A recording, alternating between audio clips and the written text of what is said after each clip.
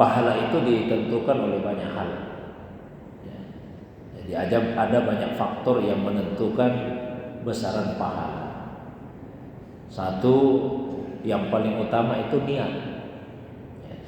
Jadi niat itu yang paling menentukan besaran pahala.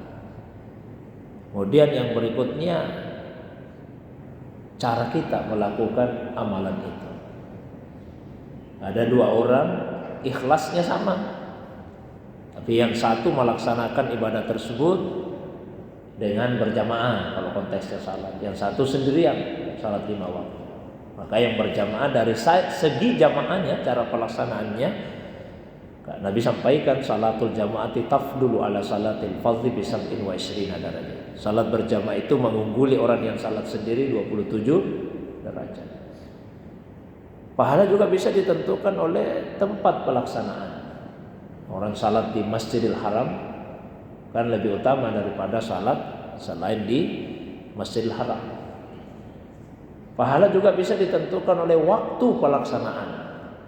Ya, waktu pelaksanaan dari amalan tersebut. Ada orang yang melakukan kebaikan di bulan Ramadan, kebaikan yang sama dilakukan di luar bulan Ramadan, kan pahalanya juga beda.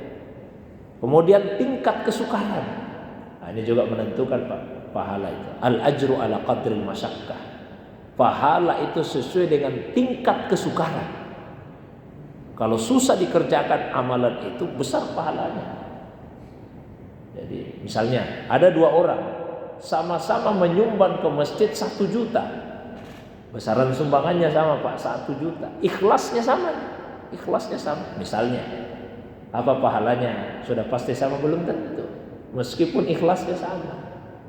Orang pertama yang menyumbang 1 juta tadi, ya gajinya memang 10 juta per bulan. Tidak terlalu sulit dia menyumbang 10 juta. Menyumbang 1 juta. Orang kedua penghasilannya tidak menentu dalam 1 bulan. Kadang-kadang sampai 1 juta, kadang lebih sedikit, kadang kurang 1 juta. Tapi dia juga bisa menyumbang 1 juta. Maka pahalanya lebih besar. Meskipun besaran sumbangannya itu sama. Jadi al-ajru ala qadril masyaqqah. Nah, itu salah satu rahasianya sehingga salat malam itu besar pahalanya. Kenapa? Karena orang lagi enak-enak tidur ini Pak, lagi enak-enak tidur, terus dia bangun untuk salat. Orang bisa salat witir di awal malam. Sudah salat Isya langsung lanjut ba'diyah Isya witir. Bisa begitu. Tapi lebih utama kalau salat witir di akhir malam. Nah, tingkat kesukarannya beda. Udah salat Isya, ba'diyah langsung salat witir kan tidak terlalu sulit. Tapi coba kalau misalnya kita sudah enak tidur di dalam selimut lagi, kemudian kita bangun untuk salat, pahalanya tentu lebih besar karena lebih susah untuk melakukan itu. Tapi sebetulnya yang jauh lebih penting bagi kita adalah tidak usah terlalu memikirkan pahala. Kita mau salat saja ini sudah nikmat luar biasa Pak. Banyak orang Islam di dunia ini tidak salat, banyak orang Islam. Nah kita ini Allah gerakkan hati kita untuk salat, kita diberi kemampuan untuk salat, itu alhamdulillah. Nah ini kalau bicara pahala.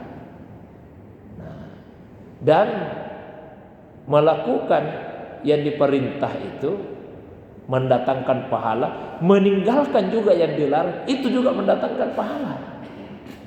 Dan kadang-kadang orang berpikir pahala itu hanya ketika melakukan yang Allah perintahkan saja. Meninggalkan pun karena kita yakin ini dilarang, itu juga mendatangkan pahala. Ya, seringnya saya kasih contoh sama ibu-ibu. Ibu-ibu itu kalau haid tidak bisa salat, ya, tidak boleh baca Al-Quran ketika haid. Tapi jangan merasa kita tidak dapat pahala lagi. Ibu kalau tidak melakukan itu karena taat dalam arti ini dilarang, maka saya tidak lakukan, berpahala.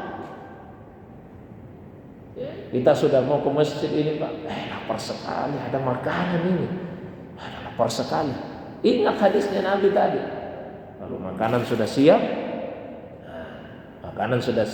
dahulukan makan daripada salat.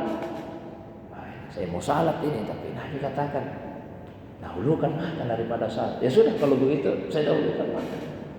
Itu juga ada pahalanya dari satu sisi. Tentu lebih bagus kalau kita atur. Artinya kalau sudah tahu dekat-dekat waktu salat, jangan disiapkan makanan di situ. Kan kalau sudah dekat, siapkan makanan deh, masuk waktu salat kita makan dulu. Ya, maksudnya kan ada kondisi-kondisi tertentu kadang-kadang, sudah tersedia makanan ini, akhirnya makan sajalah, tidak apa-apa. Ya, jadi diatur Pak supaya tidak berseberangan. Kan prinsipnya begini, al-jam'u baina syai'ain aula min ihmali ahadihima. Kalau ada dua hal bisa kita amalkan dua-duanya itu lebih baik daripada hanya satu saja. Kita tetap bisa salat berjamaah di awal waktu, kemudian waktu makannya juga bisa diatur, tidak mengganggu salat.